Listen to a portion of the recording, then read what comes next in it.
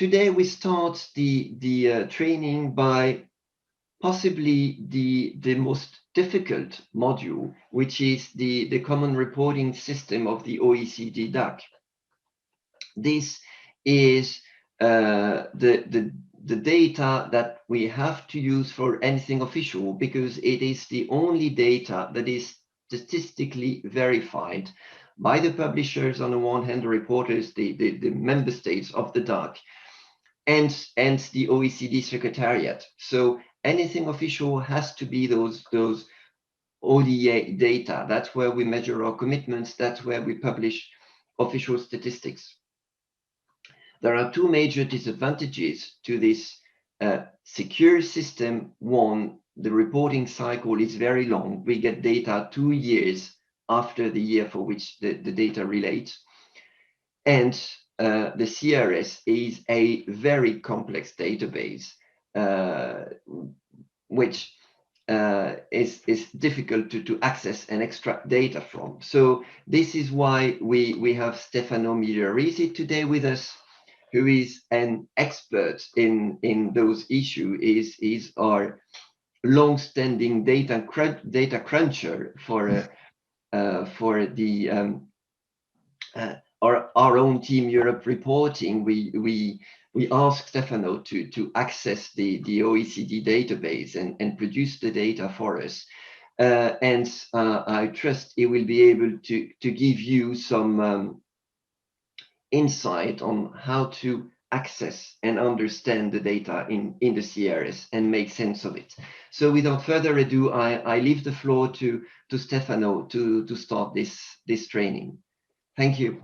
Thank you, Laurent. I like to be the long-standing number cruncher. I think it's a very good definition.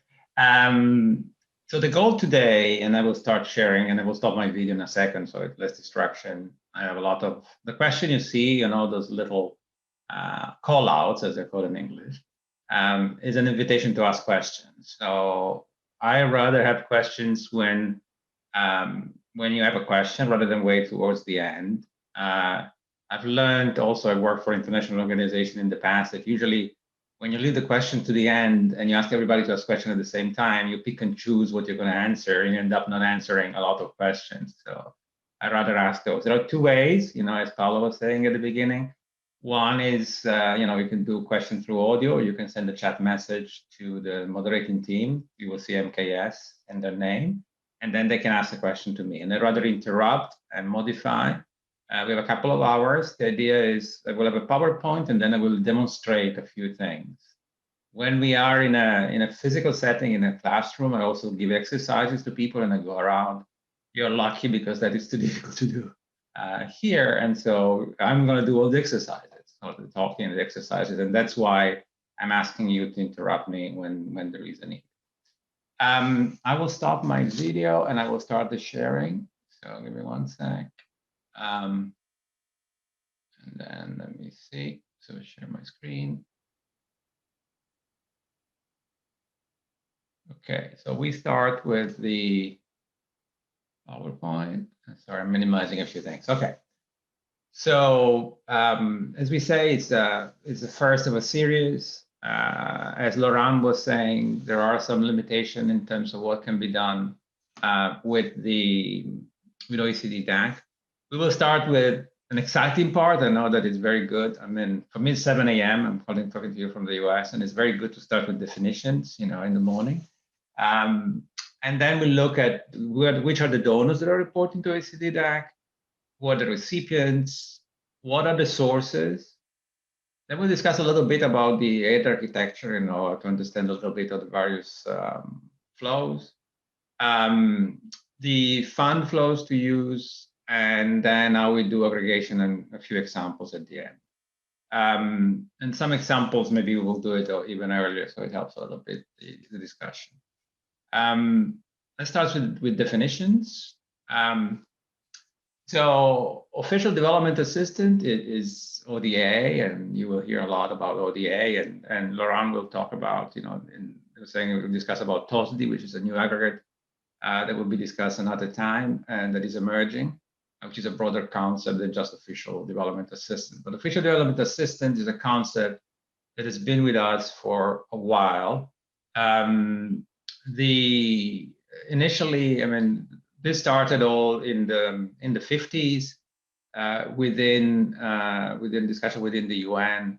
There was something discussing about official flows, really, because at that time there was a concept of official flows. And OECD-DAC started collecting information when I was born, so in the early 60s, and started collecting information about, initially it was essentially official assistance, then became official development assistance a little bit later, and then the time series that you can find go all the way back to the 60s. Of course, definition and concept have changed over time, and not everything has been adapted. So you can try to do very long time series, but that's not probably the best thing. I'm assuming today that you know nothing about it. So this is essentially I was asked to do a entry level class. So I'm assuming that so some of the stuff you might know. Some of you I know that know a lot of this stuff already might find it boring. But I mean we are starting from the very beginning. So official development assistance. So it's defined as assistance, so it needs to have some element of concessionality. It's defined as a lower cost of the funds. A typical example is if I give a grant, for example, a grant is a gift, so it's 100% concession. But also there are loans that are below market terms, and we will not get into the definition because this has been a big issue for OECD-DAC for a long time. But usually it's be sufficient to say that this to be concessional needs to have a certain percentage of concessionality in it, so it needs to be below market terms. And then it's sent from the other aspect, but it's assistance. Official means that it's from the official sector of a developed country. So if an NGO, if the Bill Gates Foundation Bill and Melinda Gates Foundation give money to a developing country, that's not official. It's not official because it's not from the official sector. But official sector doesn't mean only central government. It also covers other elements. So it could be, there is something called, Decentralized Cooperation. So it could be the central government, it could also be the local authorities. For example, Spain has a large program through the autonomous provinces, and Germany through the landers, Italy through the regions. But there are also cities, municipalities actually, that provide official development assistance. That's considered official, and that, depending on the member states, can be as small, can be nothing, or can be that's significant, 10, 15% of total ODA. So it doesn't mean only central government. And also within the central government, it can be different ministries, and those are considered implementing agencies, but in many ways are also often the ministries that are actually providing the funds. So typical example, Minister of the Environment that supports projects in a particular country, or renewable energies, and they have the fund coming from the budget from a line that is managed by the Minister of the Environment. So it must come from the official sector. And the third concept, it must be for economic development and the welfare of developing countries. So, for example, if the official sector of a country, say the Minister of the Interior, gives a grant for training the police to keep law and order in a country, that's not for economic development. And so that doesn't qualify as ODA. So what happens is that there is a residual concept, which is called other official flows. And so that which is reported, we will see through OECD-DAC. And other official flows are all these other flows from the official sector that are either not for development or are not assistance. And if I give you an example, I think is interesting. This is more on multilaterals, but some of you, of course, that the World Bank has the International Development Association and International Bank for Reconstruction and Development, IBRD. IDA is more for developing countries that are poor, and so they're below a certain threshold. So there is a list of IDA recipients. IBRD flows are not considered ODA. because they don't have enough of a concessionality in most cases. So if you want to look, if you're looking at a country which is a middle-income country and you want also to consider the IBRD when you're doing an analysis of all flows going to that country, you will need to cover not only ODA, but also other official flows. Otherwise, the IMF and the IBRD will not be included, and they're a big part in a lot of middle-income countries, for example. So the concept is ODA plus what I call OF. These are all the official flows to developing countries from the private sector, from the official sector. Some are for development and are concessional, and some others are not for development or are not concessional. Sorry for this long introduction, but I think it's very important. So, we go through the various elements again. So there is a list of DAC recipients. So the countries that receive, which is the last criteria, doesn't come from ODA, but to be part of ODA, you need to be what is considered developing countries, and this list is published and updated by OECD-DAC. So only flows to countries that actually are in the DAC list of ODA recipients is considered ODA. So that's like a fourth criteria that you need to look at, which is logical if you think about it, but it's not in the name itself. So economic development, as I was saying, and the other aspect is they need to be concessional in character, as I said.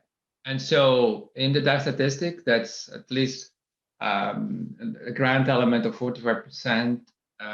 In the case of bilateral loans to the official sector of LDCs or the LIC, calculated that the discount rates are different depending on what kind of recipient we're looking at.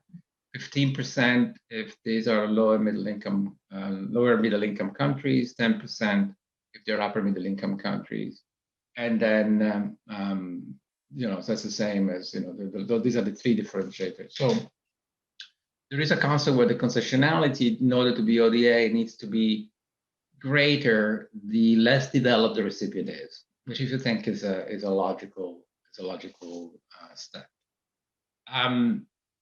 So these are the definitions. Maybe I can stop here to see if are there any questions on this part.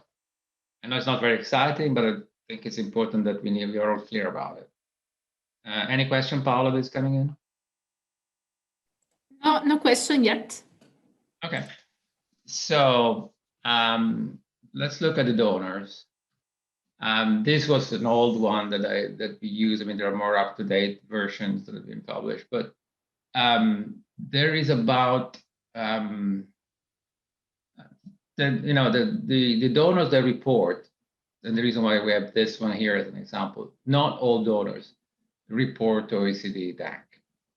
So as much as OECD-DAC tries to be comprehensive, there are OECD-DAC members, we'll come to it in a second, and there are also other countries that are reporting to OECD-DAC. For example, Arab countries like United Arab Emirates or Saudi Arabia or Kuwait, for example.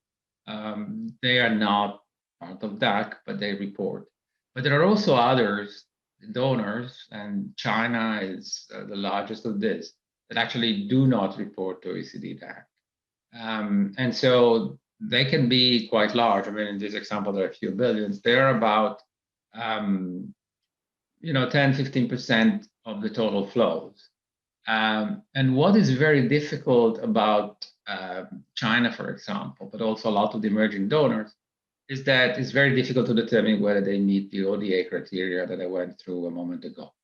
So it's more productive, in my opinion, to look at official flows. And so when you're looking at the emerging countries, if you have information, you should look at comparing, ODA plus OF. So the overall official flows going to that particular country. As China did publish, this was from a white paper they published a while back, but I mean, China does not publish their data in any particular way. The best source of information is actually the country itself. So the country itself monitors, of course, the central bank. I did work, for example, in Ethiopia, to give you the example of Ethiopia on the ground. I mean, Ethiopia is within the Ministry of Finance and Economic Planning. as an office about donors, they collect information about donors, plus there is information collected by the central bank. So there, of course, they had information about what was coming through China. So that source of information then is reported back. All those loans and grants are usually reported to another system which doesn't publicize all this information, which is called the Debtor reporting system, or DRS. And the DRS is managed by the World Bank, and they publish, the debt tables every year and the debt flows. In those consider also what is coming from China and all the other all the other donors that are not reporting to DAC. But just to say that when you're looking at macro aggregators and you're looking at the relative importance and you want to do shares, it's always good to try to work, with the delegation, with the country. If the country has an aid management platform, like not all countries have, but several countries, particularly in Africa, have, which is essentially a tool that has been developed and then installed by Development Gateway in several countries. Those aid management platforms can provide you with information about donors that are not reported to OECD-DAC. So that's the information about the donors. Then we have the list of ODA recipients. The DAC list of ODA recipients. Let me see. So upper and middle income countries, lower middle income countries, and other low income LDCs. I mean, this list. Let me see if it works correctly. So this is the OECD website. As you see, there are updates to the list. So the DAC list of ODA recipients for reporting in 2018-2019. There is a new list for reporting in 2020. Okay, and then there is a history of all the DAC list of recipients. And let me increase a little bit so probably you can see better. So the DAC revises the list every 3 years. So a country needs to exceed their income threshold for 3 consecutive years at the time of the review to be removed from the list. And the DAC list was last revised in November 2017, and then it was supposed to take part and to take place again before the end of this year. And so you see that the data were started collecting from 61, and the initial was done with a smaller number of countries, but this concept of the list of ODA recipients eligible for receiving aid was introduced in 69, and so countries like communist countries during the 70s and the 80s, they were receiving a lot of aid, and so they were added to the list. And they were distinguishing, part 1 and part 2 countries. Part 1 were the traditional developing countries, and part 2 countries were what was the concept of official aid, which has been removed since. So I would say after the 90s, the concept of official aid has gone. And it's been replaced essentially by what I was saying to you before, ODA plus OF. It doesn't make much sense to distinguish official aid and have a list of part 2 countries. So you will see sometimes this concept of part 1, part 2. In reality, part 2 is a concept that doesn't make any sense anymore. And so this is what happened.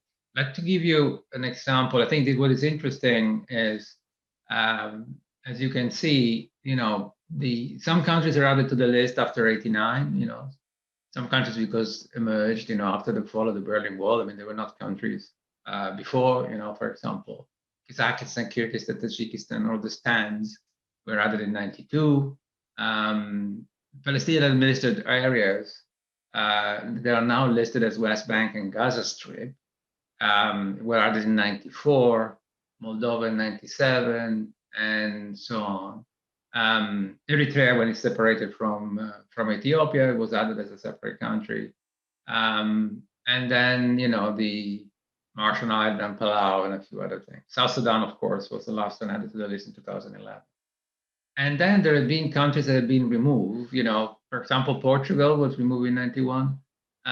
So you can see some of the member states, that Slovenia in 2003, Malta in 2003, they were still on the list before. More recently, Chile, Uruguay, for example, were removed from the list in 2018.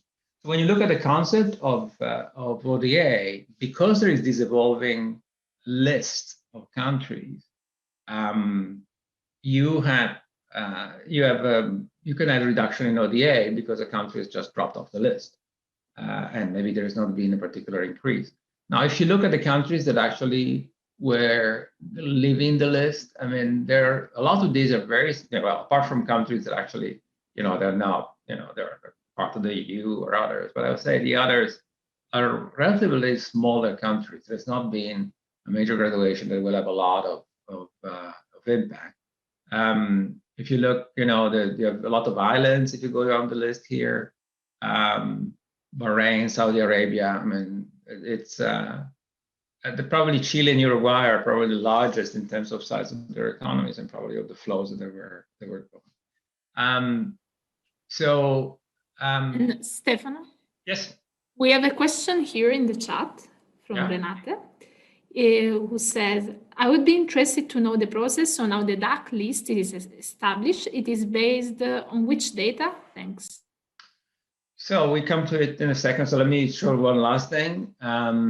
So it says here, so it usually is the World Bank per capita income, and it's reference to the per capita GNI, and this changes over time. Well, the list of LDCs is maintained by the UN. So the LDCs are the ones that are considered as such by the UN. Let's go and look at one of these lists. So here I started looking at the various parts. So let's take the list for 2019.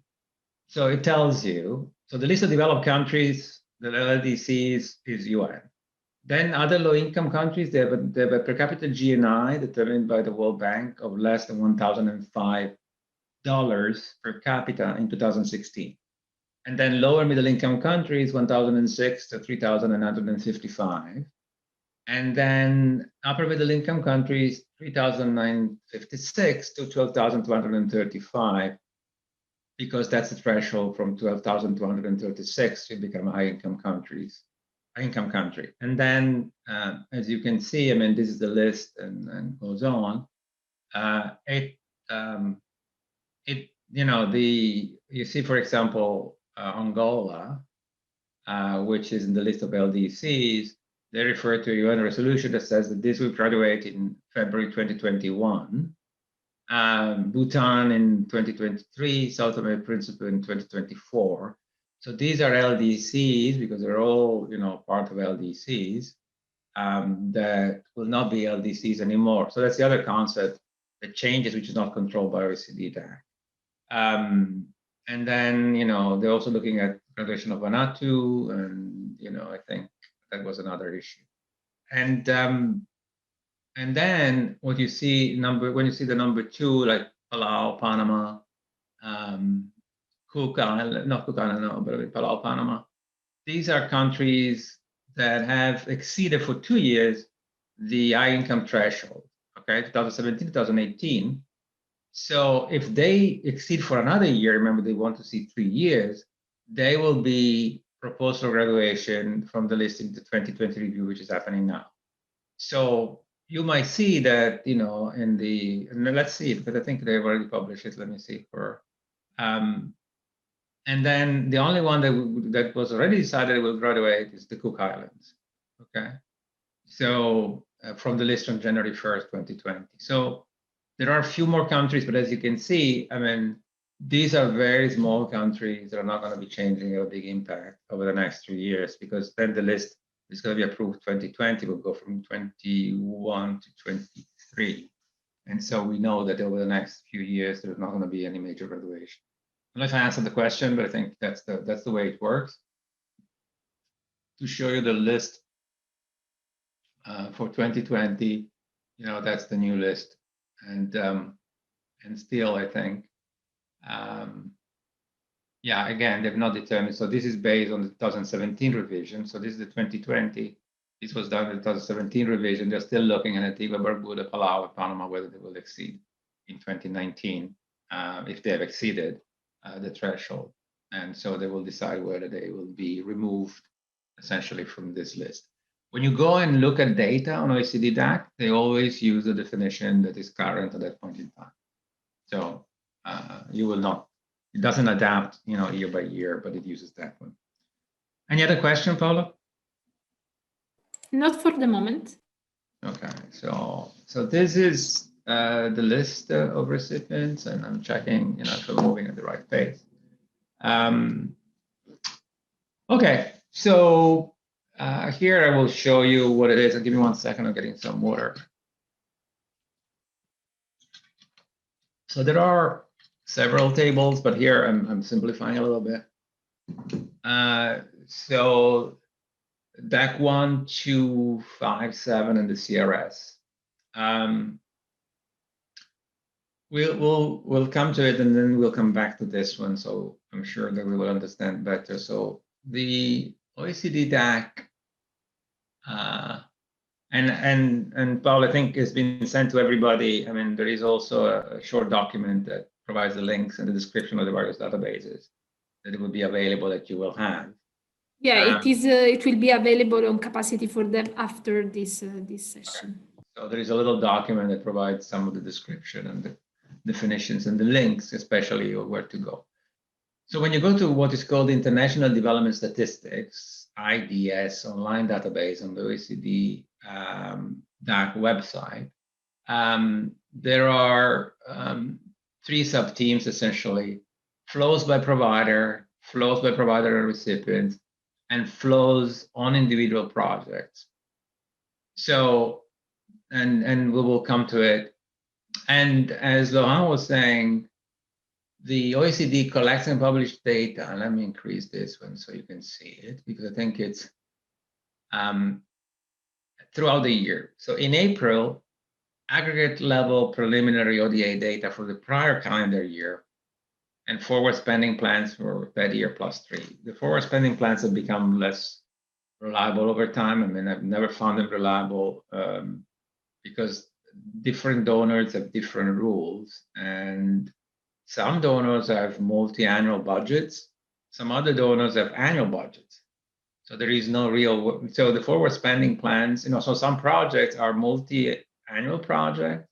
Some other projects are even annual projects. So the reliability of these forward spending plans is very, very limited. And in the past, we also looked at, how correct they were, and they were always off mark. This is quite important because something is also measured in the effectiveness debate, and because it's important to have some visibility. But anyway, so forget about the forward spending plan. That's the message I'm saying. In April, so let's say in April next year, 2021, we will have aggregate level preliminary ODA data for 2020. When we say preliminary data, it's just essentially our big aggregates, how much ODA, how much of that ODA, now ODA is measured on a grant equivalent basis. So they take only the grant element of it to calculate essentially ODA. So they provide that type of information on how much is being given to the UN system or to the EU. Even data on how much is being given to LDCs is not provided by all countries, because for some it's impossible to provide.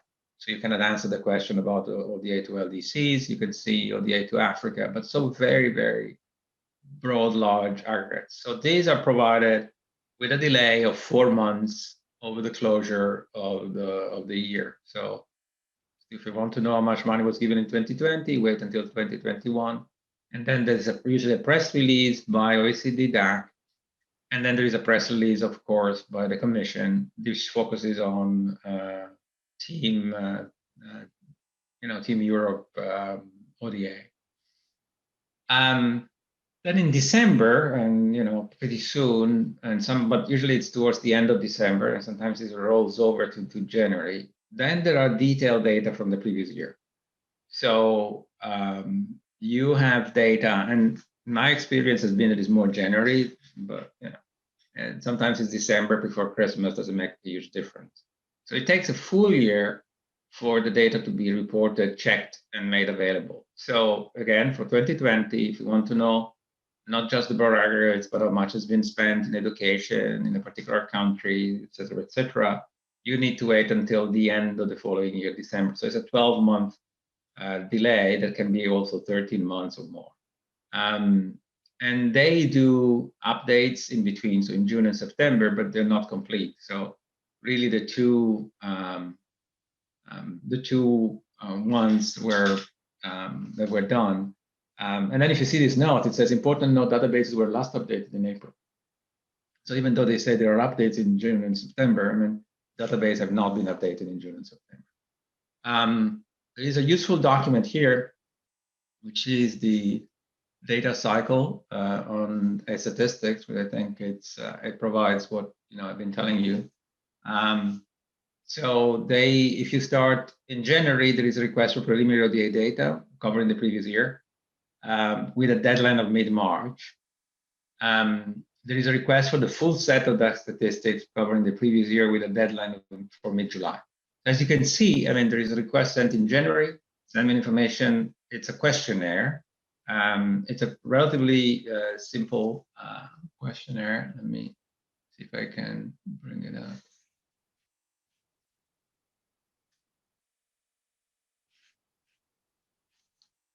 Okay, sorry, I don't want to put, but let's say this is the one for Estonia, but it doesn't matter so much, but it gives an idea of. So this is a spreadsheet that is sent out. And so there are a series of questions, as you can see. So developing countries, grant equivalent, because that's the way this is measured. So the grant equivalent, and we'll stop for it for a second. When you have a grant, it's 100% the grant equivalent. When you have a loan, it's calculated as a subsidy. So there's done a calculation comparing the market rate to the rate of the loan, and then it's done the discounted cash flow. And if what is the discount on that is greater than X, you saw that it was 45% for LDCs, 15% or 20% for lower middle income countries. So depending on the countries you're given to, it returns an amount, and that is added to the grant equivalent measure. So what is asked is how much is bilateral ODA, how much was for debt relief, etc. Multilateral ODA, the gross national income. They ask for the gross national income because there is a need to calculate the ratio, which is what we measure. Population, so we can do calculation of how much is the ODA per capita. And then on the flows, as you see, there is type of aid, budget support, bilateral, project type intervention, debt relief, financial instruments, and multilateral ODA. How much was given to the UN, the EU, the World Bank, regional, and then some memo items that some compile and some don't. I know, for example, that Germany never provides this one, the ODA to LDCs, because it's a concept which is residual, and they don't, essentially, it's not reported till later, and so it's not available till the end of the year, for example. Africa, Sub-Saharan Africa, and then by income group and sectoral breakdown and total gross ODA. As you see, it's very limited amount. I mean, maybe it's 20, 30 pieces of data. So that is what is provided in January. February is the full set of information, which is a lot much more, that is updated online. In March, OECD-DAC starts compiling the preliminary ODA data covering the previous year at an aggregate level and the donor for the spending plans. And then early April, usually the first or the second Wednesday, there is the publication of the ODA data at an aggregate level through a press release. And there is also a press release from the European Commission. Then in July, all the way to November, they compile and validate the complete and detailed data on resource flows. The idea is that, not the idea, but I mean the concept is these are data at the project level, especially for all the, not everybody that reports to DAC reports at the project level, but all DAC member states do report. So this data needs to add up and match with the aggregate data. So the idea is that you start from the project level, like a pyramid, and then you go up to the aggregate level. And so what they verify is do they look at the various activities and be reported correctly? They check some of the calculations. So OECD-DAC spends this time essentially verifying the number, and that's why it takes quite so long. But it's also the process that Laurent was mentioning before. This has been validated also by the various donors, and so there is a process whereby this is also checked and discussed. And that's what the OECD-DAC Secretariat, which is in Paris, does, as people dedicated to do that and be in contact with the various donors. And then in December, after all this is done, there is a publication of the complete and detailed data sources to developing countries. And so that's the process. So so this is what happens. There are two ways of looking at the data. One is what's called the query wizard for international development statistics. This is more limiting in the sense that there are questions that you can use this to answer, and we are not focusing on it. We're focusing on the database, which is OECD.stat. This is, and I'm going to open it. This is the database that OECD uses for everything. Okay, so it's not dedicated database just for development. If you go and look at the various teams, let me see if anyway, I mean, you have, let me see if I can, for example, you see economic outlook, health status. These are all the various statistics for OECD countries. It's not just development, okay? So this has nothing to do with OECD-DAC, but just to say that this database was not designed as a database specifically for this. OECD-DAC used this particular database. One thing that you can do is, and I don't know here, for me it's covered, you can register, and so that you can save some of your queries. But click here to log in, so you can ask to be added as a user, so you can save some of your queries, and that might be useful if you're doing only a few of those.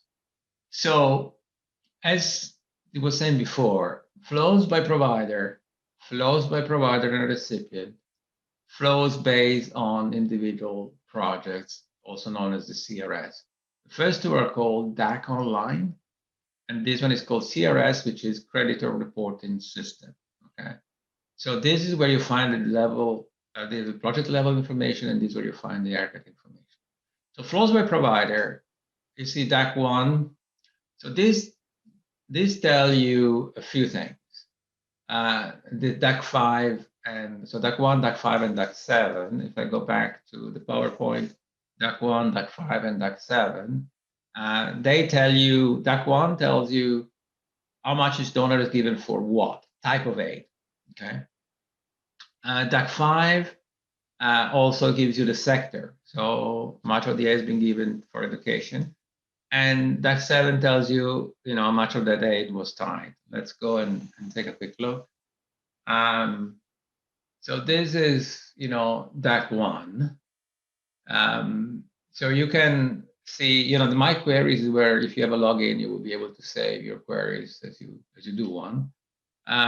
So here you can select the donor. Let's take not a member state, let's take Australia, for example. So as you see, it takes a little bit of time. This is not the most responsive database that you can see. And as I was saying, this is because it's not dedicated to just the development, but it has a lot of other stuff. This thing can mean sometimes, and hopefully this is going to work, that you might end up, you're waiting here. And so the more complicated, so you might do a query, and we will see how we customize in a second. So this is generic, but you might end up that it says timeout.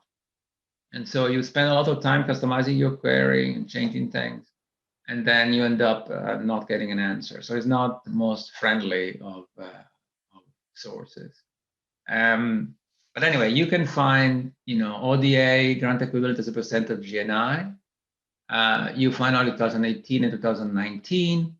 2019, there's still preliminary data. So if you click here, it's going to tell you that, these are preliminary figures, except for Austria, Canada, Germany, Greece, Norway, and Sweden, for which the data are final. Okay, so at this point, Austria, Canada, Germany, Greece, and Norway, and Sweden, which is, some of these countries have already provided all the information, but not all of them, and not a vast majority of them. And if we look at the countries that are reporting, which I think is, you don't want to go to OECD. I want to go to the Online Cooperation Directorate. So the DAC itself, the Government Assistant, as the mandate, etc. But let me see. I wanted to see. So the members. So these are the member states. So these are 30 members that are members of DAC. These are fully reporting to all those databases you see, CRS, DAC Online, etc. Then there are participants and that are that now are reporting only on a few of these. Okay. Also, the Estonia, Lithuania, and Latvia are also reporting there, and they're reporting a little bit less. And then there are some observers, some international organizations that are also reporting to OECD-DAC. So these are the countries that are reporting there. These countries are reporting this type of information. Usually, everybody reports to DAC Online, but to CRS are only the members of DAC. So they're not all countries, is a more limited subset.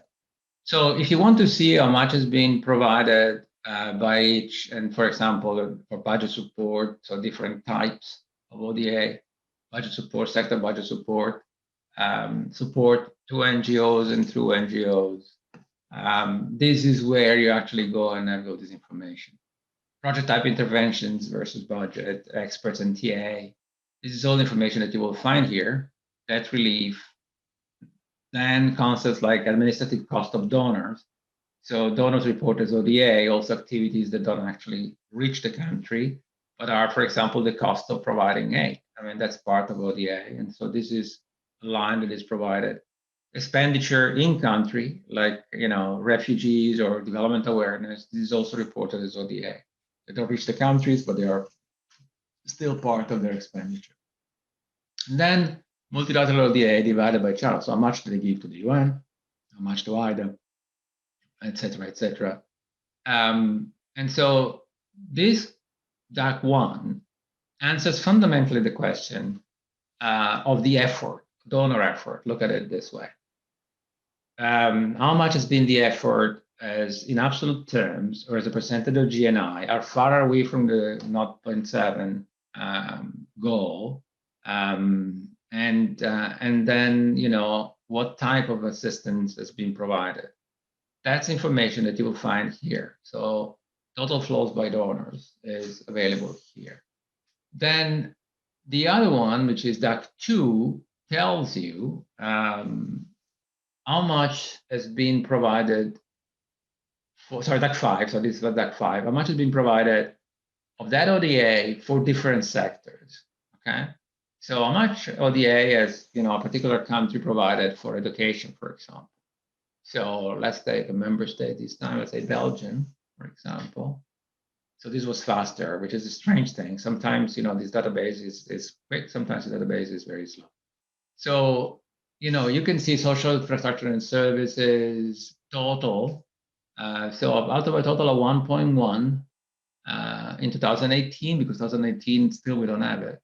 A total of 1.1, 291 million. These are all in dollars. Constant prices, if you don't compare the series, we'll come back to it in a second, has been provided for education. So if the question is for you that you need to answer is how much member states provided for education, or a particular member states have provided for education, or then that's where you find the answer. So the first one, going back, the various type and the effort, this one as much has been provided to particular countries for all countries, sorry, for education infrastructure. As you see, social infrastructure and services included education, health, let me increase it so you see better. Education, health, population policies, water supply, sanitation, government and civil societies. Those are all what is called social infrastructure and services. That economic infrastructure and services is, transport, a lot of the roads and other stuff, communication, energy, banking, and business services. So this is really infrastructure, these three, and then the others. And as you can see, these are broad aggregates, not even very detailed. Production sectors, how much has been provided for agriculture, forestry, fishing, for industry, mining, and construction, trade policies and regulation. And then what they call multi-sector and cross-cutting, general environmental protection and other multi-sector. And then this is the total sector allocable. And as you can see, very often what we've seen over time is that this is less than half. If you take Belgium, 600 are allocable by sector, but a big chunk are not. And if you go and look at it, unallocated is growing, even in constant terms. And this is a common thing for a lot of donors. So the stuff that is not allocable by sector is usually general budget support, which because it's broad, or commodity assistance like food aid and things like that. Actually relating to that, humanitarian aid, those are not allocable by sector. Okay, but then the unallocated part includes a lot of the expenditure in-house, like the refugees, for example, in-country refugees are not part of the unallocated, unspecified, or global funds, global initiatives, etc., that are not specific to a particular sector. Those fall into this unallocated bunch. So, Stefano, we have a question. Yeah. From Monta, who says, those are disbursed amounts versus committed / contracted. So I don't know if she wants to take the floor to clarify or. Alex, can you hear me? Yes. Yes. Yeah, I have issue with my. Yes, please go ahead. We can hear you. Oh, okay. Yes. Hi. I just wanted to clarify about the amounts. Those would be like paid or other contracted, or for example, in commission at the committed, we call at the commission decision level. Thank you for clarifying. Yeah, thank you. I mean, you picked the one that is the most confusing, and I know that we've been discussing with a lot of people in the Laurent's unit in the past. So the definitions are here. So if you want to go and see what it is, on this particular database, the 5 is confusing because let's see, it disappeared. Let me see if I can make it bigger. I can't make it bigger, but if you see official development, it says commitment or gross disbursement by sector. So in this particular case, on this one, DAC doesn't clarify, which is very, very confusing. Because if you want to use, and that's why I generally don't use this table 5, I rather go activity by activity when it's possible. But that's the case. In DAC 1 that I showed you before, it's more as you are saying. So you can look at commitment and disbursement. You see net disbursements and grant equivalent. That's what is available here. So these are usually the ones that are used here. The net disbursements was a concept that was used till recently, as you can see, 2016-17. These were the ODA over GNI. Then when we moved to the grant equivalent concept, those were here. But these are generally net disbursements, and that's the concept. When we go to we will come to the others, you can also choose between commitments and disbursements. But usually that's explained here, and that's an option that you have available. I don't know if I answered your question. Yes, thank you very much. Thank you. So usually when you expand that, you will see what that is. I mean, that's the reason why I do not recommend to use DAC 5. So thank you for the question. Because you cannot really answer that question on cross disbursements. The last one on the donors is the 1.7. Remember here, so we looked at DAC 1. DAC 5 is the one with the sectors. DAC 7 is the one that tells me the tying status. So, total bilateral commitments is done on commitments. Which one are untied? So you can then do the calculation of what is the percentage of untied, and then partially untied and tied. So depending on how you calculate, usually it's the total untied aid. Now, I draw your attention to one thing, and let me see if it's, this is not all aid, okay? So if we take, official commitments here, they're not, there is a definition of what, how this is calculated, and we don't need to go into a lot of details, but it does not include some countries, it does not include some sectors. For example, food aid is not included. It doesn't fully include technical cooperation. So this concept, the way this is measured is not necessarily the best way.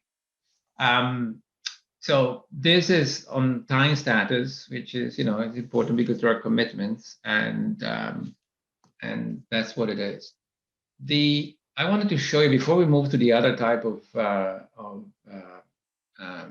tables that are available here, I wanted to show you what you can do in general to customize this. Right now, for example, I selected Australia, but you might have to do different things. So how can you manipulate the data online so that you get the information that you want? Now, some of this is just a drop down, so it's easy. For example, here you want to select that country's total. But let's say that you want to take 4 or 5 member states, you can select only one. So you're limited here to that. But let's say this is one thing you can do here, and you can do current prices, constant prices, and national currency. If you want to see the amounts in euros that were reported in euros for your countries or member states, you can actually see how much was reported in euros here. Even though all the reporting I showed you is done in dollars, and there is an exchange rate that is shared when this is sent out. So the reporting by member states is in dollars, but then they also report what is done in the local currency. So if you need to customize, let's say that we want, so you can go and customize the selection, the layout, okay? And so the selection, for example, let's say that we want to know only member states, so this loads all the various selection items that are available. So here is donor part, there's only one part, an aid type and everything else. But let's say that we just want to know, and it takes a little bit of time. And this is what I was telling you, sometimes you do all the selection and then the system hangs and says timeout. So there are limitations, and be patient with it.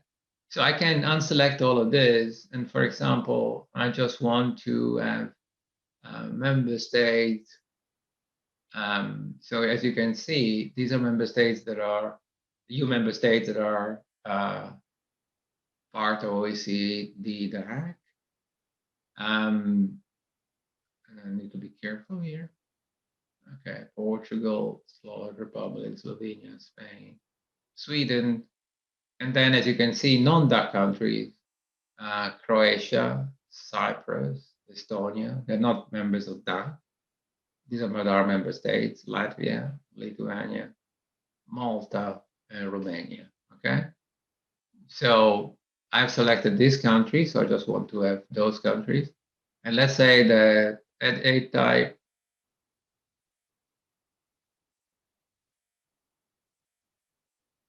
okay, I just want to know official development assistance, or, let's say that I want to have official development assistance. I can select all the various things, fund flows, amount types, and, 4 years, let's say. So view the data. So what I changed, I said, I just want to have one aggregate. You see official development assistance, and I want to have all the various donors. Now, this is, again, because of the layout, you cannot see all of them together. So you see donor Austria, and then, I can go and select member states. Okay, so what I can do, even that I'm looking only at one, official development assistant, I can actually go and customize the layout. So what can I do? I can take a type and I pull it up here. I take donor and I put it here, and I say view the data. And so at this point, if this doesn't time out, good. So now, which is more interesting, now I have official development assistance for all member states as net disbursements for 3 years, 2016, 17, 18, and 19, 4 years. And then grant equivalents only for 2018 and 19. But I have all this information, okay? So what I can then do, I can export what I've done into Excel. I just click Excel, export to XLS file. So this is gonna export it there. Sorry, I need to move this. I think it's here, not sure. Show downloads. Here it is. So this is what it has been downloaded. Open it up. Okay, so right now I have in current prices, for example, I download in current prices. Usually for historical series, it's better to do it not in current prices. But then what I can do, I can just add insert line and I say, okay, let's have all of Team Europe and make sure that everything is there. Sorry, and I can then have the sum of all in dollars.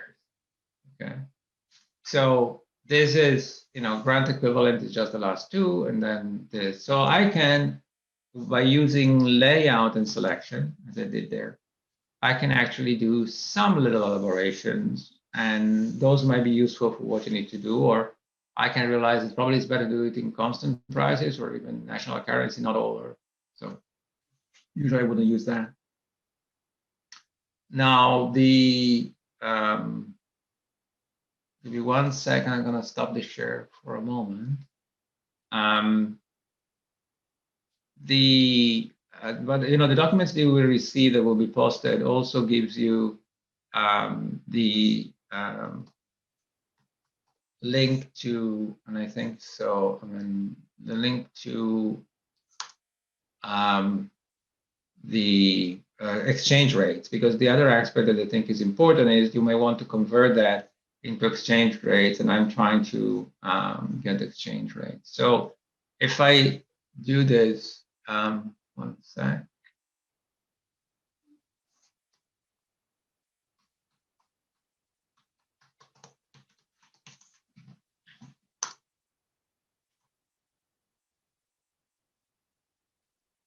Okay, so let me go back to sharing.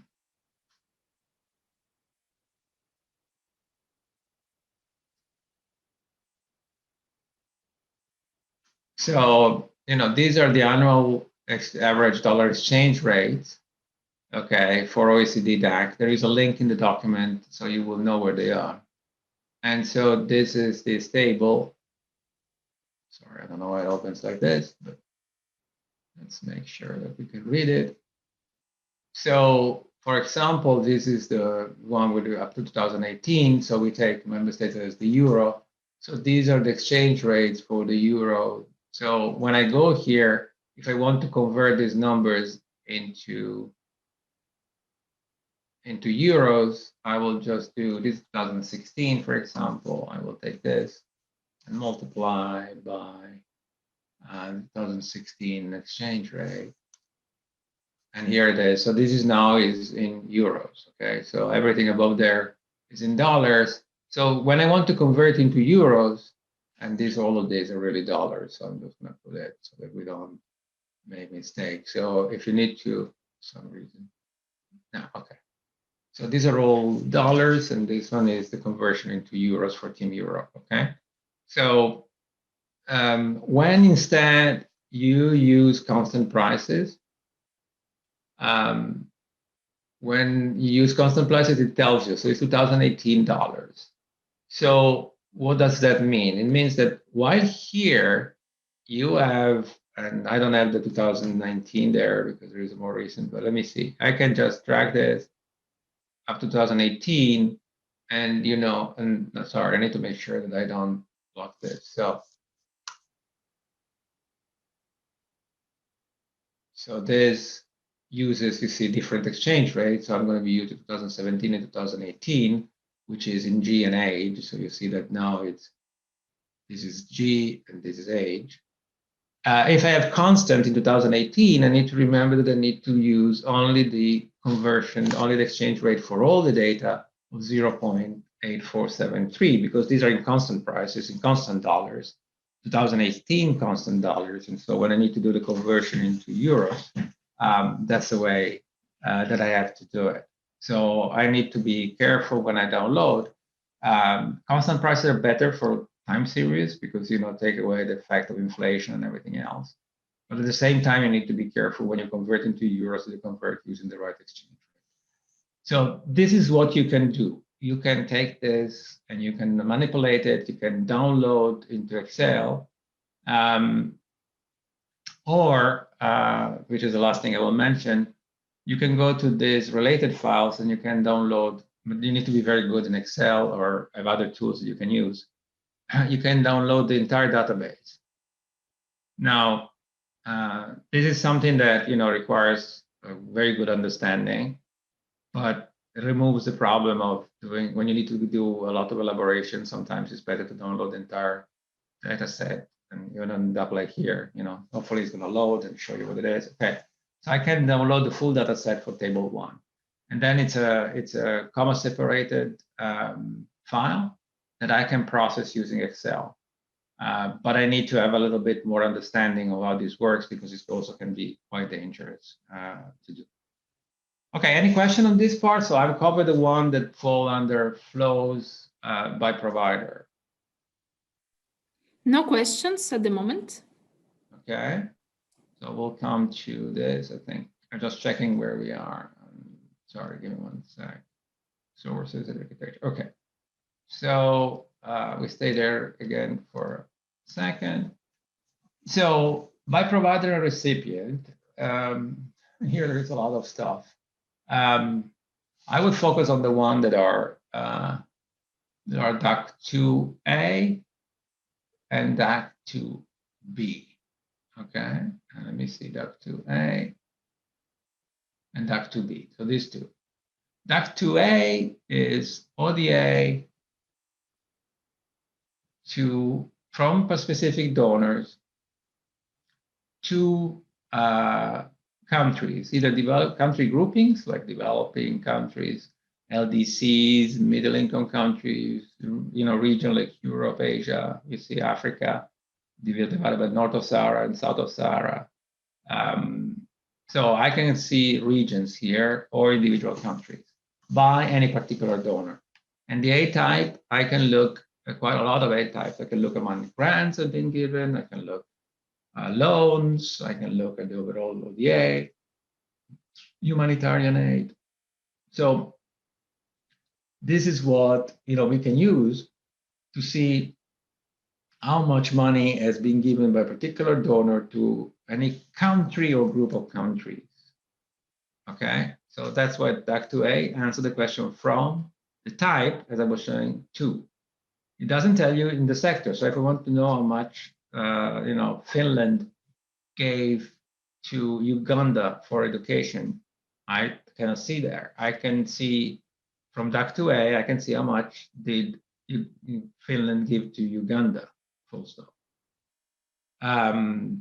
That's a limitation of the DAC 2A. So you see they don't have, if you want to combine all of this, you will need to go to the CRS or the activity by activity. So we already looked at some of this other stuff. I think what is important here is you can answer those questions. You can say, okay, how much has been given by, you can customize the selection if you want to get member states. You can make sure, for example, that you select, you know, the member states, you put them here, you select on one particular aid type, one particular amount type, and then you're able to actually compare over a series of years and then download in Excel format. Similarly, and if you look at ODA net, etc., if we look, let me reduce this.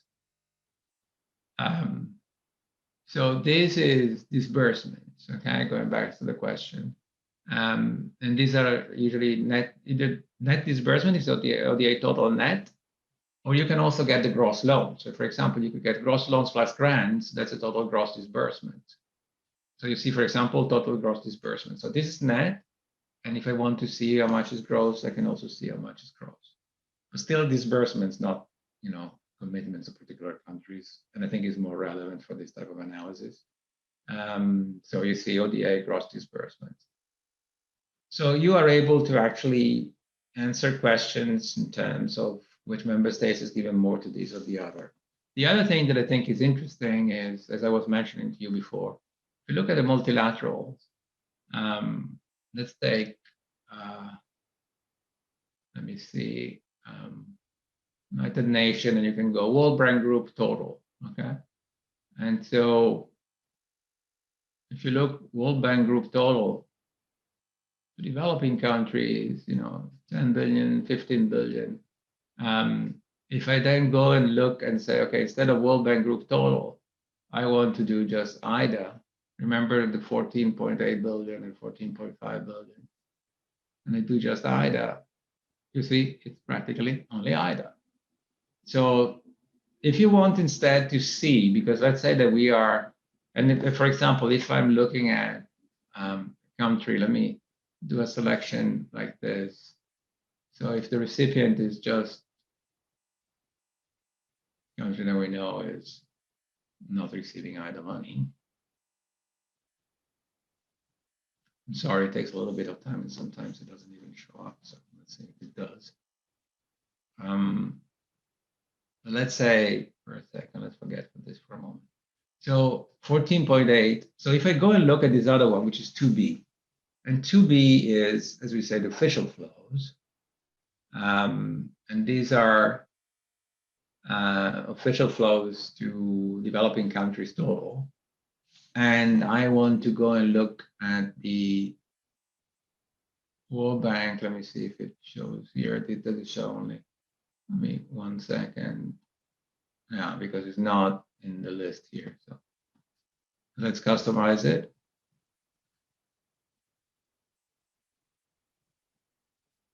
Unselect. Then I'm going to select just the World Bank Group total. If it's no, they don't report here, so we need to do it through the CRS or the multilateral CR total. Let me see, World Bank Group total. Here it is. So if I just do World Bank Group total, you see that long-term and total official non-concessional flow. So you see also the various. So if you're doing gross disbursements, you will see that there is more that is provided by World Bank. And if I actually go and customize here and even do my BRD,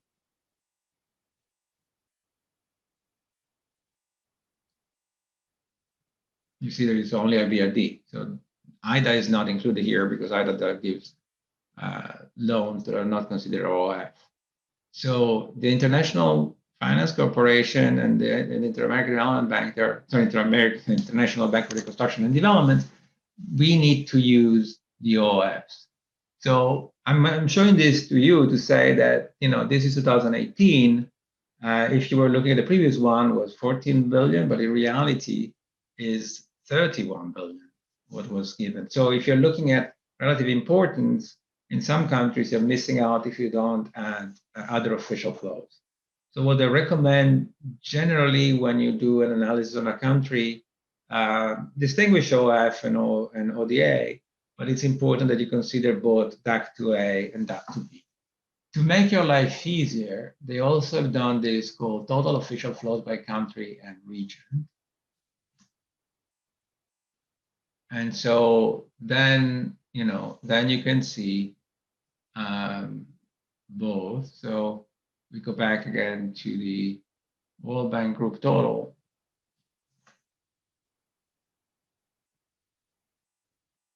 And you can see all the official flows. And as you can see, it's, some of these even out, etc., depending on the countries, because there are also reflows.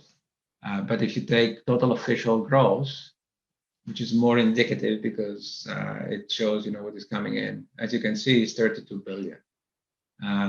The total, if you're taking gross before, was 17.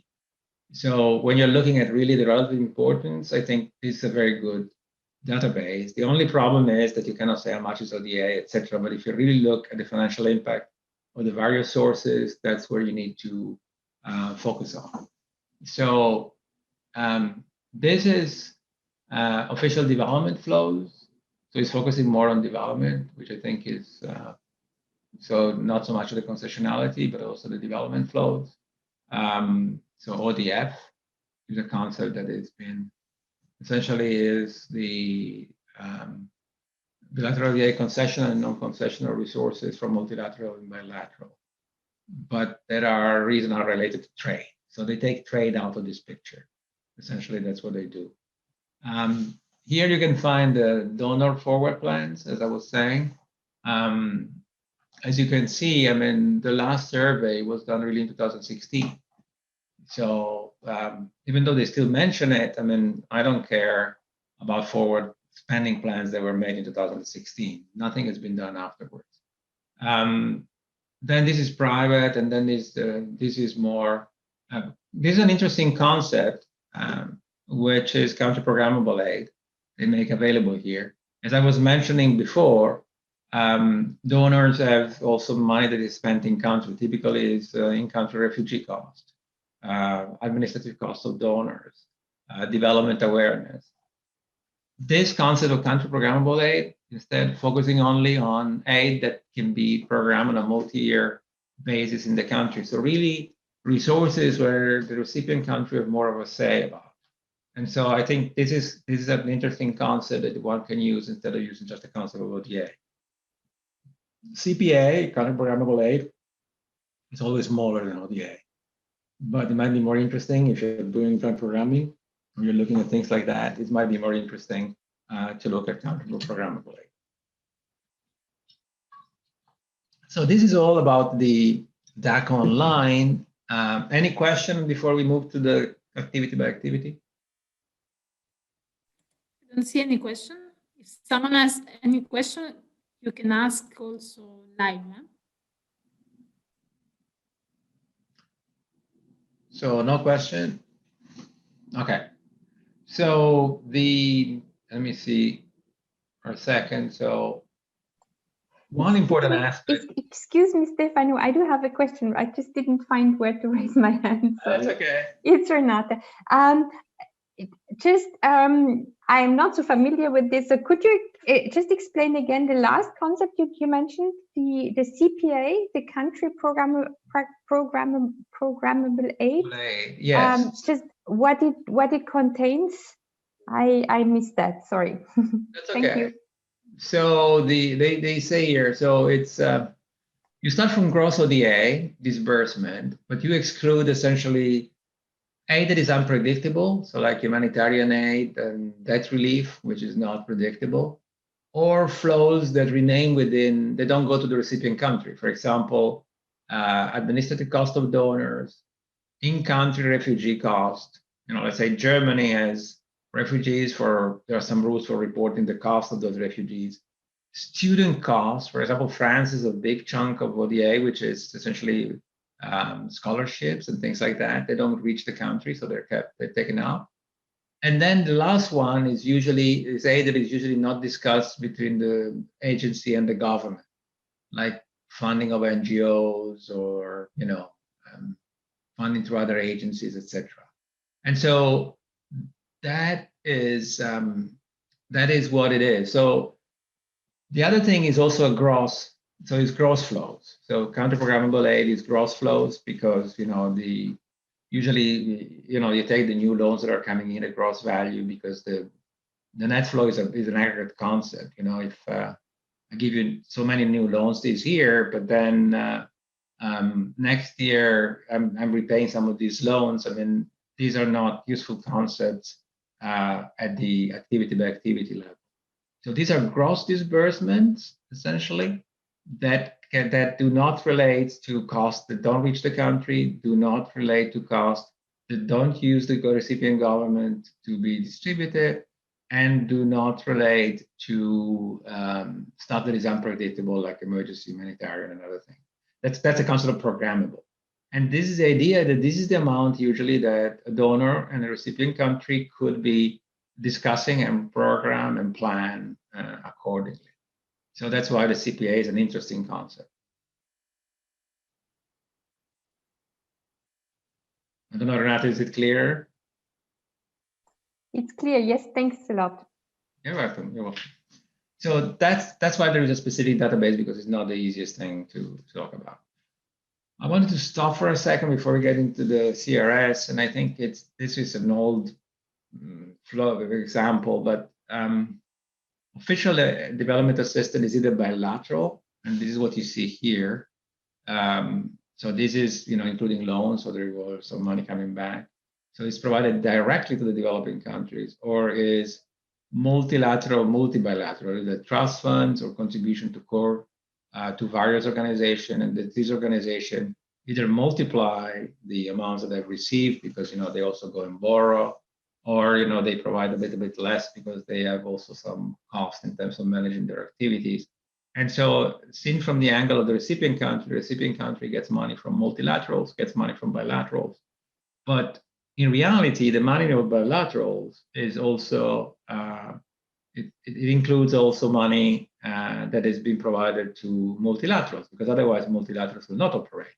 Multilaterals most of them are funded by bilaterals. So when we need to answer the question, and then go back to DAC 2, we need to answer the question: how much ODA is the EU giving to LDCs? Are we close to the the 0.2 or 0.15, or what is where are we? It's not enough to look at the bilateral. It's not enough to look at what is provided directly, but we also need to look how much are we providing. So if I give money to the EC is a good example, but I mean it's all of the money that goes to the LDC from the ECs then can be attributed to the member states, of course, but also through, say, the UN agencies. I mean, how much of that those UN agencies that I've given money to are giving money to LDCs, because that money is really coming from us.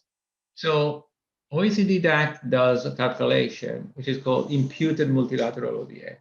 And so what they do, they look at how much money is being provided to a particular group of countries through the multilaterals, and then imputes it to that countries. For example, let's take Austria as an example. As you can see, I mean, Austria, about 600 million of money is being provided through multilateral. So in reality, this is a net ODA total net from Austria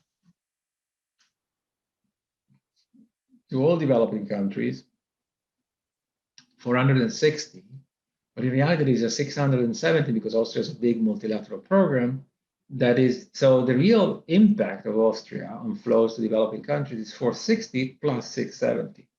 This concept is used for one particular, as I was mentioning before, ODA to LDCs. We look not only at how much money each member state has provided directly to LDCs, but we also look at how much money has been provided indirectly to LDCs. And these two form what is called ODA, and you will see frequently, included imputed multilateral. And what that means is that, going back to this, we don't just focus on this, but we focus on the impact of the donors on all of this to, say, LDCs or developing countries. So that's an important concept. Because otherwise, we'll be underestimating that these multilateral agencies do not have resources, most of them. Some of them borrow, but they borrow because they have the full faith and credit of their members. And so they wouldn't be able to provide any assistance to developing countries without bilateral sources. And so that's why there is this concept of imputed multilateral ODA. The other aspect that I wanted to mention, we've seen this distinction between net disbursements and gross disbursements. As a general concept, I think when you don't mention the recipient country, so you're looking at donor effort, how much ODA have I made? I think you need to consider that, if you're given loans, and not all member states give loans, but Germany, France, Italy, some other countries actually do provide loans. I need to consider that any given year I get flows back. These loans get repaid. And so if I need to measure the effort of donors, it's correct to use net disbursements, because a donor that is actually providing grants, only grants, should not be counting as donors are providing only grants and loans. That's why this grant equivalent concept was introduced. And that's a gross concept. The thing that is a little bit strange is that this ended up showing even more money provided by the countries that actually are providing loans, because, you know, instead of being a gross concept, they were just considering gross loans and not net loans. So you find situations like Japan seems to be providing more money on a grant equivalent basis, simply because the grant equivalent is a gross concept and doesn't consider the reflows in any particular year. But apart from that technicality, in general, when you're looking at an NR effort, I mean, when you don't mention the reporting at the recipient country, it's better to use net disbursements. Instead, when you're mentioning the recipient countries, how much ODA was given for education to Uganda? Let's go back to this question. We'll give some examples in a second. It's better to use gross disbursements. Why? Because the net, the loans being repaid, etc., from the past, are not a concept that is very useful in that environment, because those are more macro indicators, but they don't give you an idea of the new money that is coming to that particular sector. And also very often, it's very difficult to have, loans that are assigned and calculated very correctly in terms of older projects repaying some of the loans. So in general, when you do your analysis, we recommend using gross disbursements when you go to the country level and you mention the country and you look at the various sectors. The conversion to euro already mentioned to you. So when you take a time series, if the prices, the best thing is to use constant prices and then use exchange rate into the euro for the base year. And the base year is always mentioned in the DAC statistics. The latest one, given that it's 2018, soon will be 2019. When you download, you just need to remember to multiply all those numbers independently from the year if they're in constant prices for the exchange rate for that particular year. And then, as I was saying, the ODA effort, the one aspect that is important is that not all EIB ODA is imputed to member states and is not considered as part of ODA. So usually when you see the press releases, there is a calculation that is done, which is essentially funds that have been disbursed by the EU institutions, or mostly the European Commission and the EIB, but they've not been imputed to any member states. And so there is usually a gap between the two, and that gap is considered as non-imputed ODA. And so we add it when we do the calculation of the overall percentage of ODA that is provided by member states. So let me go to CRS and then we go to the examples. And I think we are on, we have half an hour. So I think we're good in terms of time. Any question, feel free to interrupt. So the CRS is the creditor reporting system. And this is the most detailed database of all, in the sense that, here again, we can see gross disbursements, which I usually recommend you use, or commitments. Gross disbursement is better, gives an idea more of the flow in a particular year. I can select the donors as in elsewhere, but I can look at the sectors and subsectors, like, I just want to look at primary education. And so I can actually go and look at primary education, once this has done its own calculations. And the database is big, so it usually takes more time when you use the CRS. Let's see. Sorry, in the meantime, I'll get some water.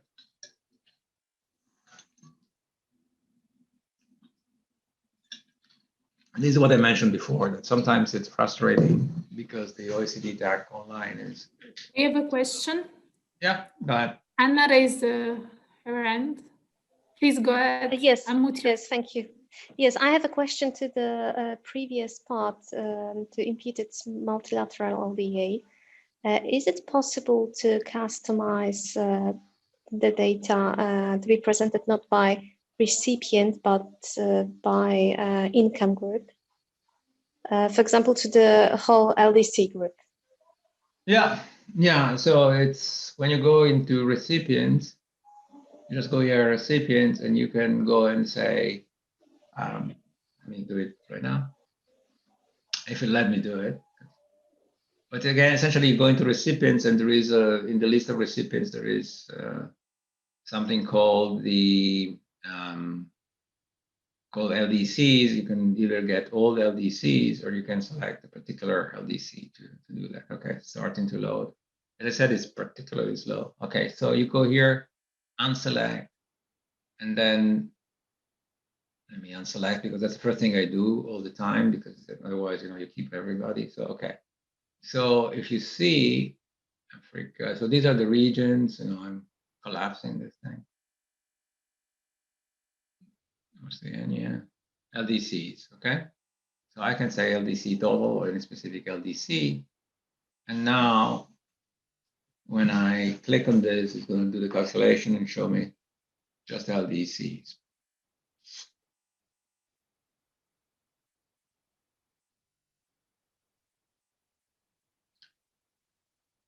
Sorry, let's give it a little bit of time. So we were looking at LDCs education. But still, the selection should remain the same. Let's see.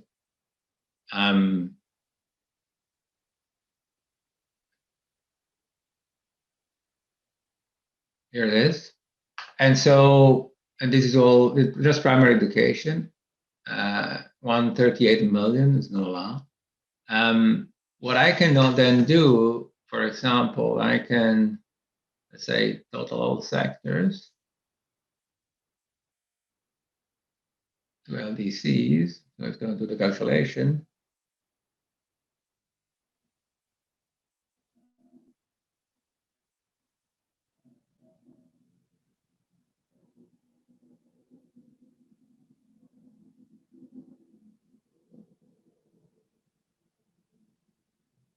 And sorry, though, it's always like this. It takes its own time. And hopefully it's going to let us do it. But then what you can do, essentially, you can go to the layout, which will show you when this is done.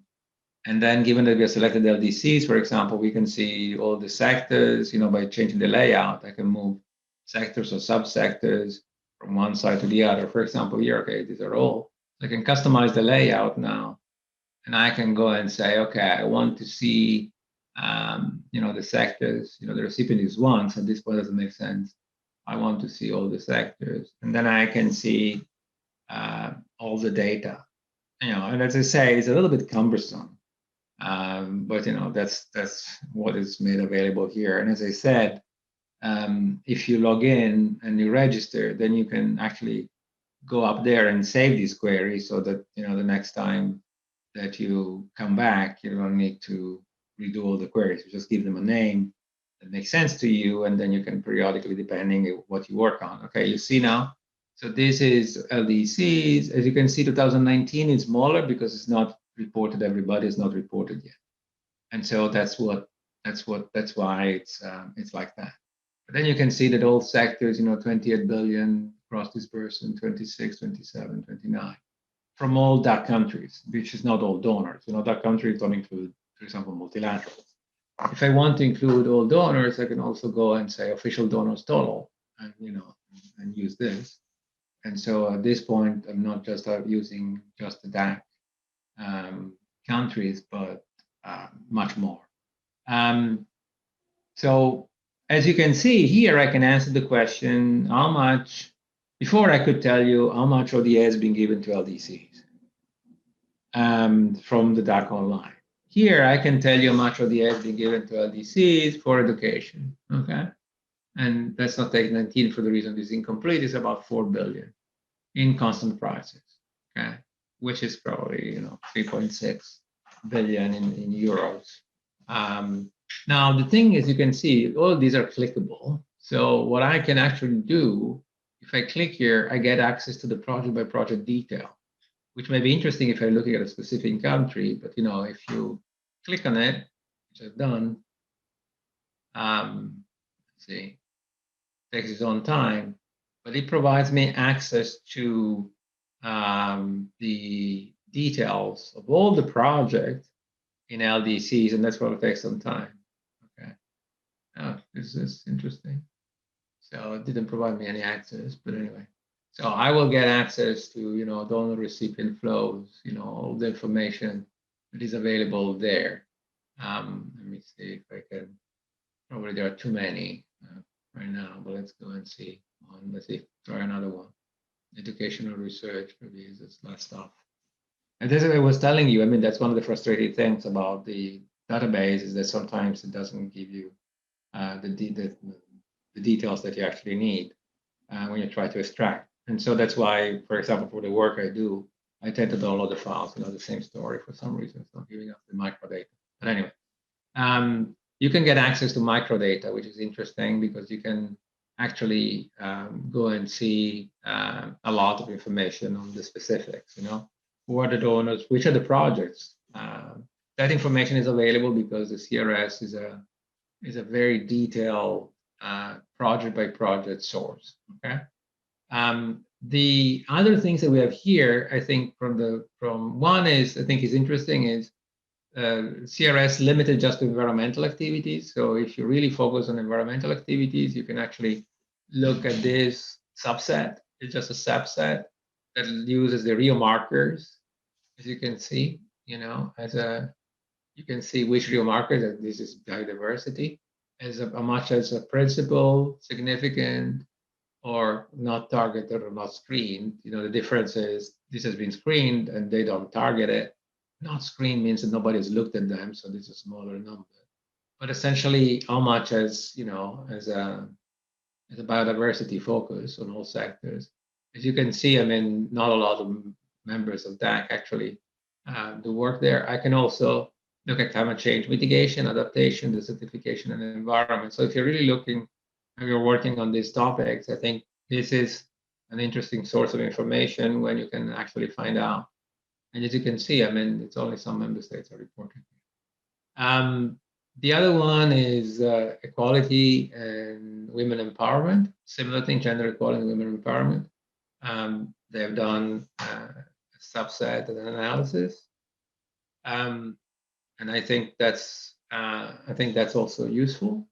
Again, I mean, in this case, it's principal, significant, gender total, or not screened and not screened and not assigned, which means somebody looked at it and said there's no gender focus. And you're not screened means nobody's actually looked at it. The last two, I think, members use a multilateral system. This is on a project by project basis. I think this is interesting because, as I mentioned in this slide here, a lot of aid goes through this organization. Now, this can be done in two ways. I contribute to the core contribution. So UN agencies, I have my core contributions. And then the other one is I provide money for trust funds. The core contribution is called multilateral aid. The trust fund is really a form of bilateral aid through multilateral channels. So it's usually called multi-bilateral, because essentially I'm giving some bilateral assistance to that particular trust fund. And so it's called multi-bilateral. An agency in particular get most of their money by going to various donors and getting, trust funds funded. And so here, what you see is we can see the use of the multilateral system, core contribution and contribution through. These are the multi-bilateral. So core contribution to multilateral organization by that countries. Let's see if this one works or still has problems. Okay, here you can see the database a little bit more, So this is the data. So this is like Germany, for example, developing countries, the Gavi, money given to Gavi. In 2019, the agency has given the money, the OECD code.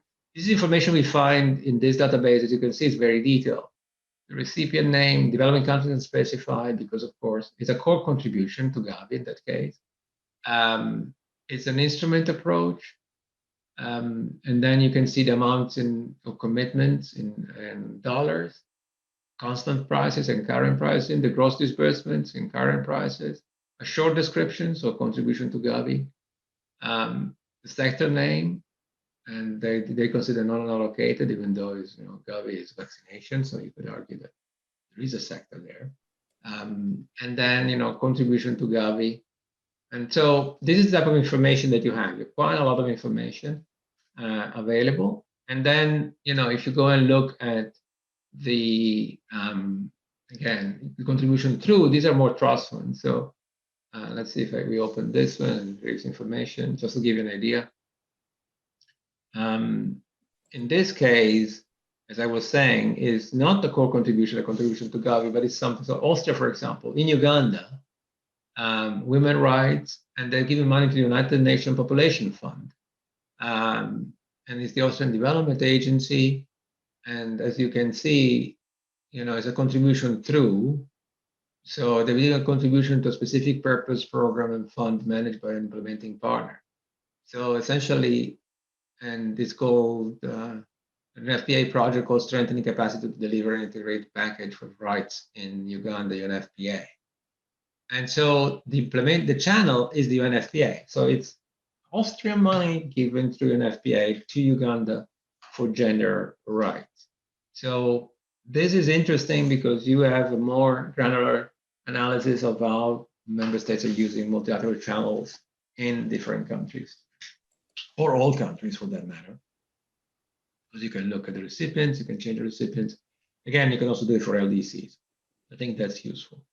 Okay, this leaves the last 15 minutes for some exercises. You have a question, Stefano? Sure. If we look at commitments, for instance, for 2017 in the CRS system and does on project level, does this refer to the total commitment of a project that started in 2017? For instance, if a project starts in 2017 and runs for 3 years, the commitment might actually cover 3 years instead of only the year 2017. Yeah, I mean, the true answer is, it should cover all that is being committed in that year. Now, let's say, for example, for the European Commission, very often this is more the contracted amount than what was approved, in the action. For a World Bank project, is more the overall commitment for the entire life of the project. If we want to have a concept which is more, and that's why we use cross disbursements, I think cross disbursement gives us more an idea of what has been actually provided to the country in that particular year. So to answer your question, depending on how the donor, so if the donor had multi-year commitments and they made a commitment in 2017, yes, it covers all the following year. That's why commitment is less of a relevant, aggregate to use, in my opinion, because it gives you an idea of, this money that's available also in following years. Gross disbursement is what actually has been provided in that year, and so it's much more specific to that particular year, and so evens out and provides a better analysis. Okay, so a few examples. The first one is if I want to know France ODA for the period 2016-18, euro and as a percentage of GNI. I will not do the complete exercise, but I will show you. So if you get that question, essentially we go to the flows by provider. We go to DAC 1, as you remember from the one before. I'm sorry. Okay. Provider here, DAC 1. And then I just look at, instead of, I look at France.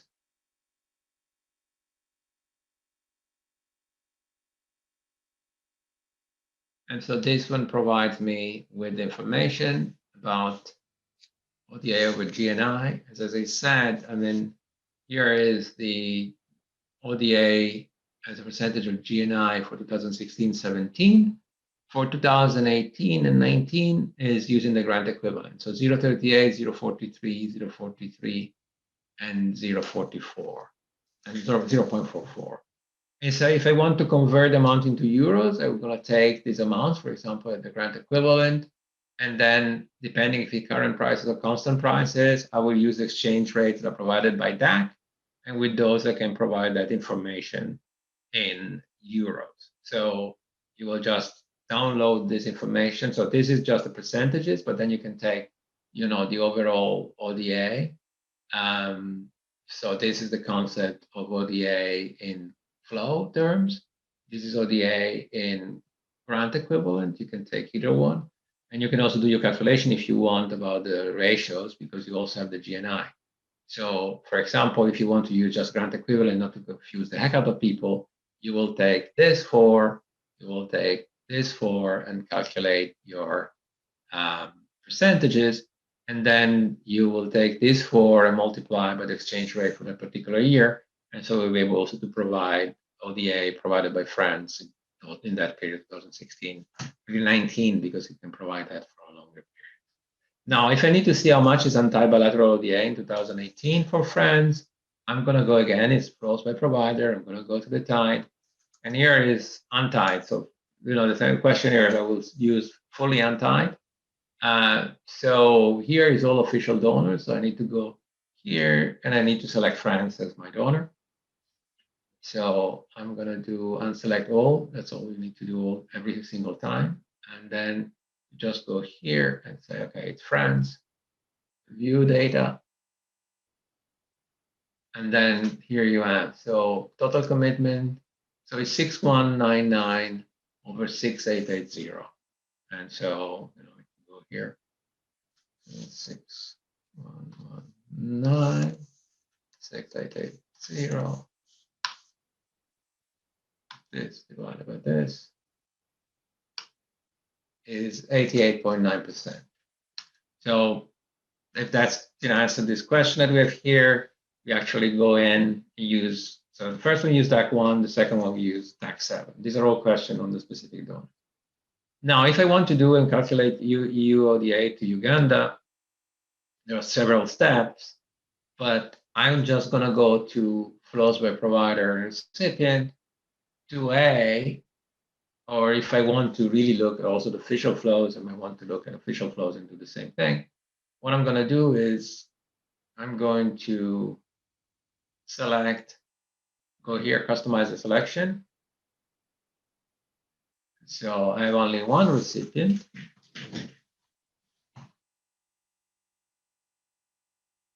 So once this loads,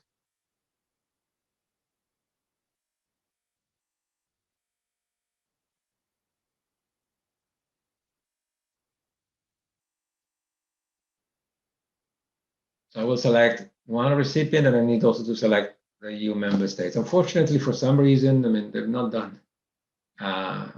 It will be very easy for OECD-DAC to provide an aggregate, which is Team Europe, but they don't. So every single time we need to go here, select Uganda as a recipient, and then donors. We go and select the EU donors. Sorry, it takes its time. Unselect all. Then, as we know, some are members of DAC and some are not. So we go through the DAC members and select this.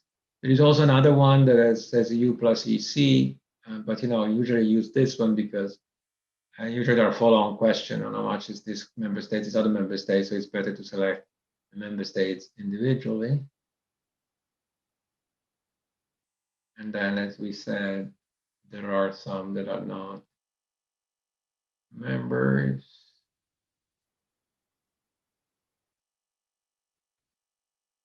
Official donor, multilateral, I don't care. Non-DAC countries, so Bulgaria, Croatia, Cyprus, Estonia, Latvia, Lithuania, Malta, and Romania. So these are all the various member states that I've selected. And then the last step is, I know this is just Uganda, I need to customize the layout, otherwise I will never be able. So I need to bring the donors here, recipient here, view data. Now I have the totals. Sorry, apologies. The other thing is that I didn't do here is, this is just ODA from member states. The other thing that I need to add is when I customize, here, ODA total net is ODA including multilateral, imputed multilateral. So what I need to do is I need to do ODA total net and then do another one with imputed multilateral. That's why I didn't include the European Commission here, because the European Commission comes in as imputed multilateral. So what I'm going to do is I need to do this. So we can leave it in constant prices. I can just download this, which is just the ODA total net one. So, this is done. And then I need to go here and I need to say, I also want the imputed multilateral ODA. So this is here and Excel, and I download the Excel spreadsheet. And then I need to create a new, I will not do it because I don't think it's boring, but more of a waste of time. So this is the one that, and you can see what it is, ODA total net. And then here is the imputed multilateral. And then we add them up. And so then we add them up, and then we have the total imputed multilateral and ODA total net. We add all of them, and we have the total provided by EU member states. So directly or indirectly, and goes back to that concept I was mentioning before. So here it's very important to remember the imputed multilateral concept that I mentioned before, because otherwise you don't include the European institution. And the other part is, if you're including imputed multilateral, you should not include, of course, EU institution as the donors, because otherwise you will be double counting the top. Example number 4, EU ODA for education in 2018. So we can do it in 2 ways. We can go to this here, to the ODA by sector and donor. I will not redo. I mean, you go and select member states. Let's say that all these are the member states, and then you get the ODA for education. So you go select the member states, then you change you select only education. You change the layout. It's a similar process of what I did a second ago. But that's the way. So let's say if we do it just for France, for example, say into the example of France, I just do this, and then I can see the total for education was 1.4 billion. In current prices, I can convert into euros using the exchange rate. And the same thing I was doing here. There is no concept here of imputed multilateral because this is all the sectors, for education in total. Now, EU ODA for education through multilateral and multi-bilateral channels in 2018. That's, I need to go to the CRS. I'm going to be using, let's see, here. Again, I can say, let's take this. So if I take, let's take a EU institution, but let's say this is over VDU, so I'm going to do the same thing I've done before. And I can actually go and see, I will be adding all the EU member states here, just doing the EU institution for education. And here there was nothing, so I selected the, but let's say again, let's go back and do it for France. Let's see.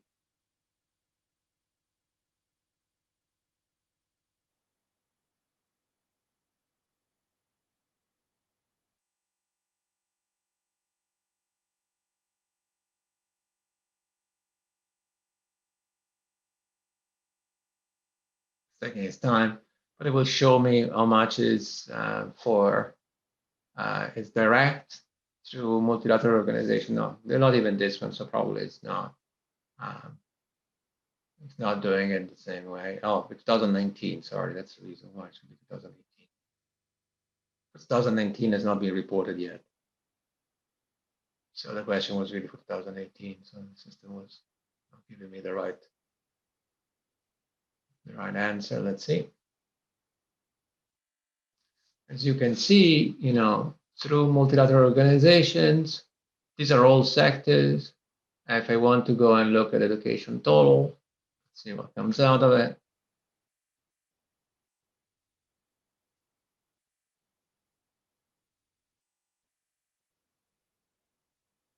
So not a lot, but it's mutually, so there is, all is multi-bilateral, and this multi-bilateral is the International Finance Facility for Immunization, that does some education, and other multilateral institution, which is mostly this.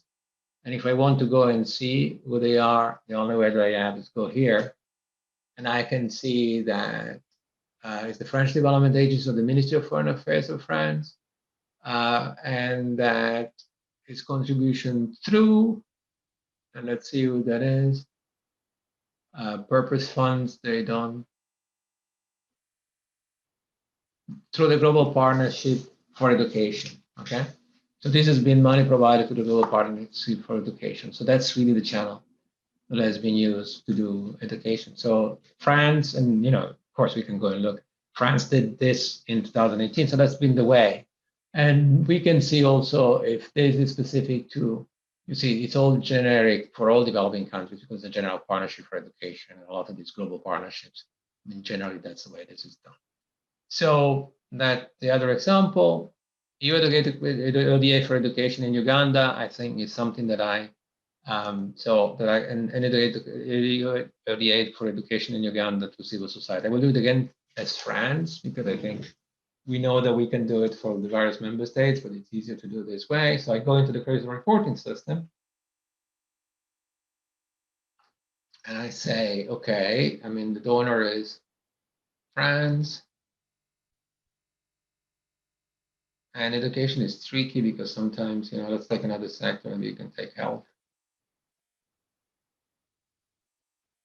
Just to change the example a little bit.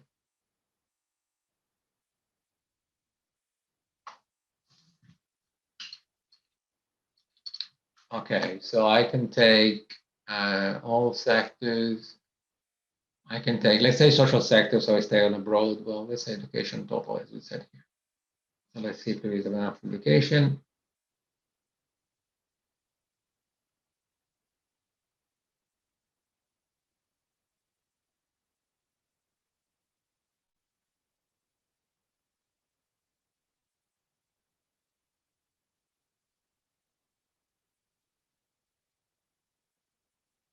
Okay, so these are all developing countries. I can do just Uganda, but I mean, these are all developing countries.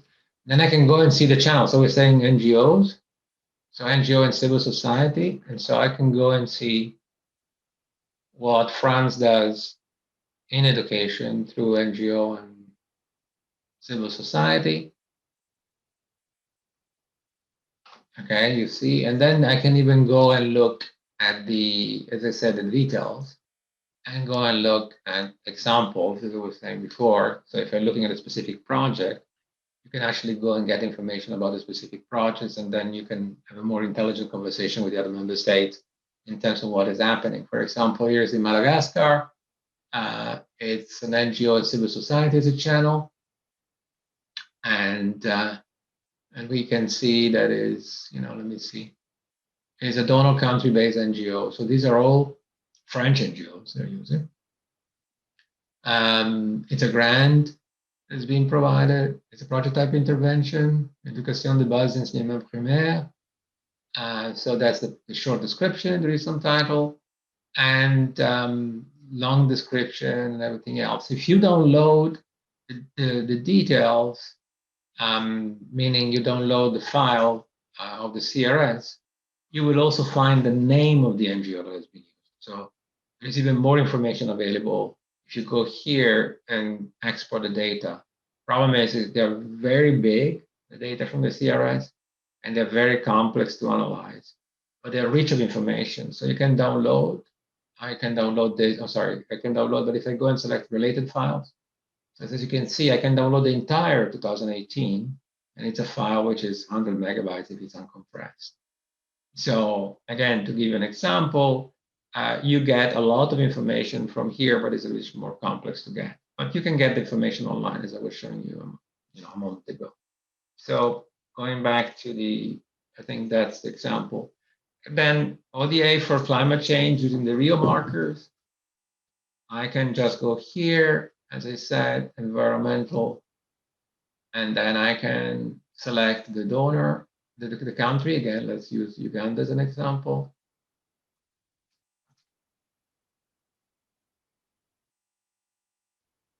And then I can select, let's say, climate change. So I can start, let's say, mitigation.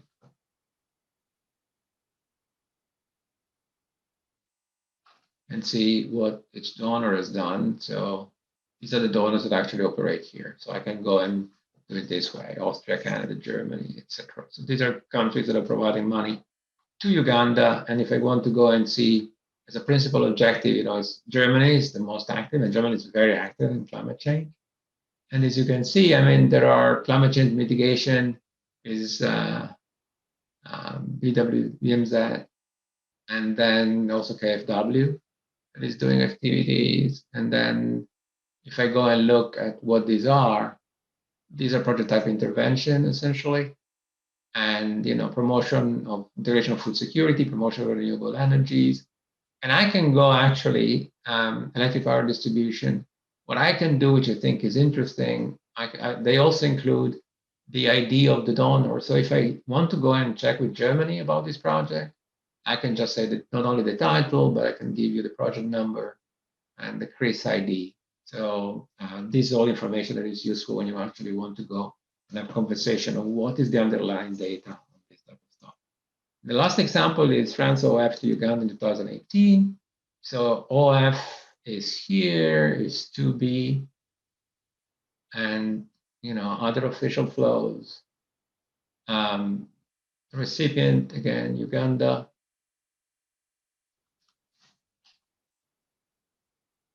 And I don't have a detail by country. See, in some cases here is country by country, but I can go into the CRS, and the CRS is information about also official flow. So if I go into flow, you see there's also other official flows into the CRS. So I don't find it there, but I want to go and look at other official flows. And I can actually find that information into the CRS and also get, again, to the level of detail. So I can also see what was provided by whom. So let's see, it's going to load it.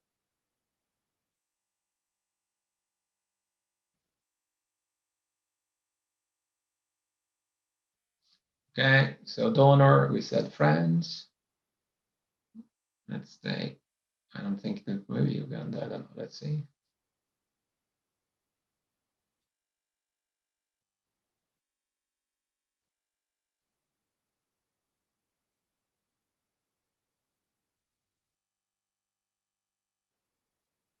So it's loading. And then we said, you see, this is where France is providing, and here is Uganda. So you can see that France has been providing resources to Uganda. Let's see, in 2016, oh, it's 2018. Let's look at the latest. So these are other official flows. And with other official flows in the CRS, you see, you can get the information. And this was really export credit in banking, and was Proparco. So Proparco provided money to Uganda, and it was a non-export credit OF, was a standard loan, and let's see, was in banking, so it probably was an intermediate banking loan of Proparco. So usually those are Apex line of credit, and this was not a lot of money, it was 7, so maybe 8 million. So this must have been, sorry, an amount untied and 7 million. So this is an example. I can get all that level of information from the CRS.